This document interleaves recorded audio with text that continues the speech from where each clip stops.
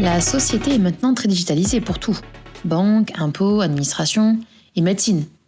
On l'oublie, mais ces modifications sont récentes et nous allons retracer cette mutation grâce au docteur Hervé Guinegagne sous le prisme du SAMU. Alors, est-ce vraiment si récent, docteur Guinegagne ? Oui et non. Ça ne date pas d'hier, mais d'avant-hier. Je suis médecin urgentiste, j'ai 63 ans, et j'ai donc vécu ce changement qui débute dans les années 80. Le sujet de ma thèse, que j'ai soutenue en 86, était l'informatisation du SAMU. Un sujet prémonitoire. En effet. Mais il faut dire que la tâche était ardue. On partait du tout crayon papier au début des années 80. Personnellement, j'avais cassé ma tirelire en 1981 pour acquérir un Apple II+, aux capacités qui, il faut le dire, faisaient rêver à l'époque. 48 kilooctets de mémoire vive, un lecteur de disquette 5 pouces 1 quart d'une capacité de stockage de 143 kilooctets, un écran noir et blanc capable d'afficher 24 lignes de 80 caractères. Effectivement, avec ses capacités. Et pourtant, c'était ce qui se faisait de mieux pour un micro-ordinateur personnel. Et le SAMU dans tout ça ? C'est venu un peu plus tard. Je programmais en basique, sans traitement de texte. Bref, j'avais une expérience informatique très réduite. Je suis arrivé en stage d'interne au SAMU 77 en 1985. Et il y avait une volonté de digitaliser. Alors, le mot digitaliser n'existait d'ailleurs pas, mais plutôt, on disait d'informatiser l'activité. Il est vrai que les hôpitaux commençaient tous à s'informatiser avec de gros systèmes à l'ancienne. Mais le SAMU, de par son activité extra-hospitalière, était laissé pour compte. Bref, je suis un jeune interne et je fais part de ma petite connaissance de l'informatique. Et badaboum, je suis nommé entre guillemets, chef de projet chargé de la numérisation. Comme ça ? Oui, comme ça. Mais on partait de zéro. Ma chef de service sentait qu'elle ne devait pas passer à côté de cette révolution. Mais elle ne savait pas vraiment comment ni pourquoi. Et de mon côté, je n'en avais qu'une idée très vague. À l'état des lieux étaient des montagnes de documents papier pour les protocoles, les plans particuliers d'intervention pour les sites sensibles type Céveso, l'activité médicale, les listes de garde, et j'en oublie. Il n'y avait aucun équipement, et nous avons alors commandé un IBM PCAT avec 512 kilooctets de mémoire, le NEC plus ultra, avec un disque dur de 20 mégaoctets. En plus de cela, un compact portable, sans batterie. Une machine de 15 kg qui ressemblait à une machine à coudre et qui avait un écran incorporé de 5 cm de large.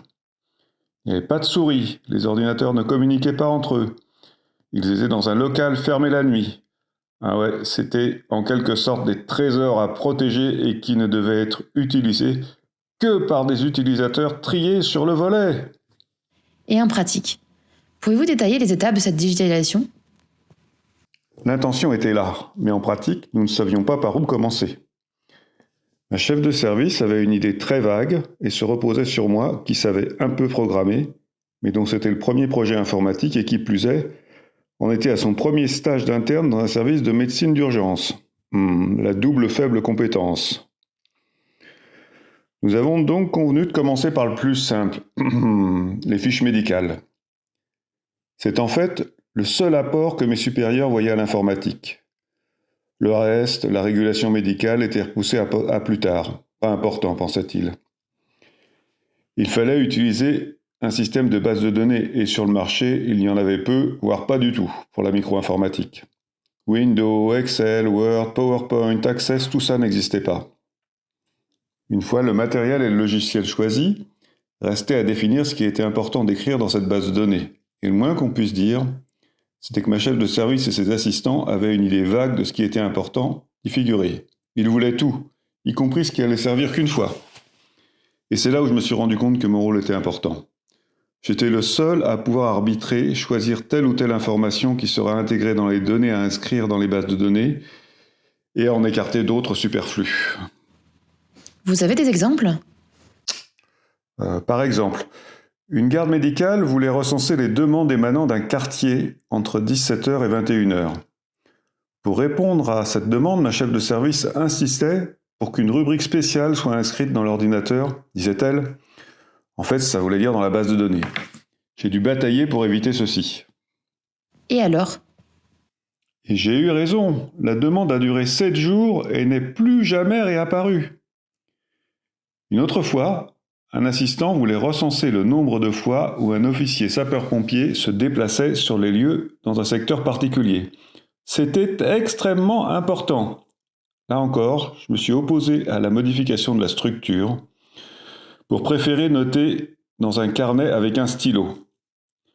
Et cela était justifié. On s'apprêtait à revoir la structure globale pour seulement 3 résultats inscrits dans le carnet.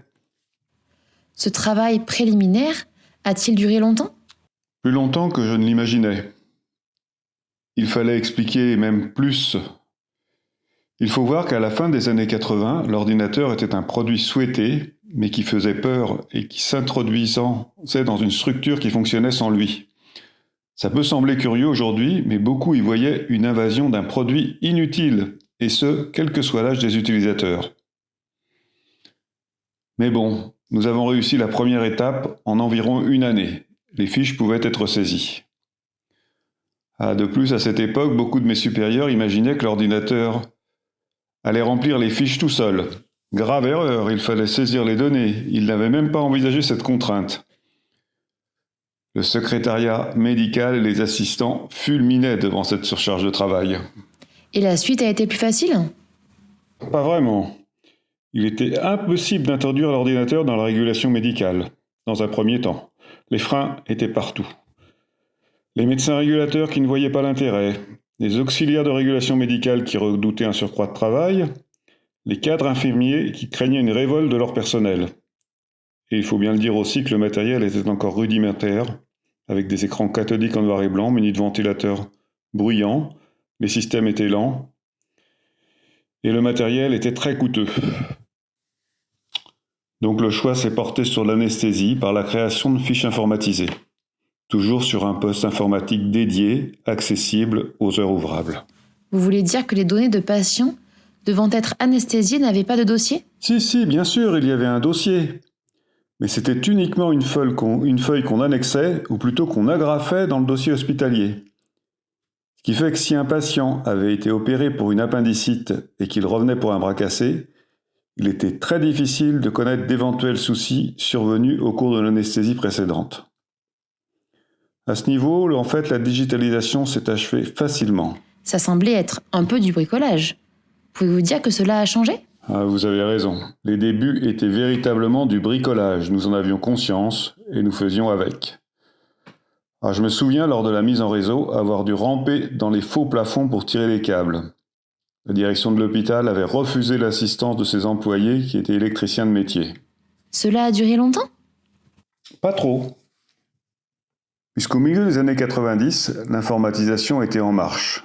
Partout. Et notre mécano a petit à petit été remplacé par des solutions professionnelles.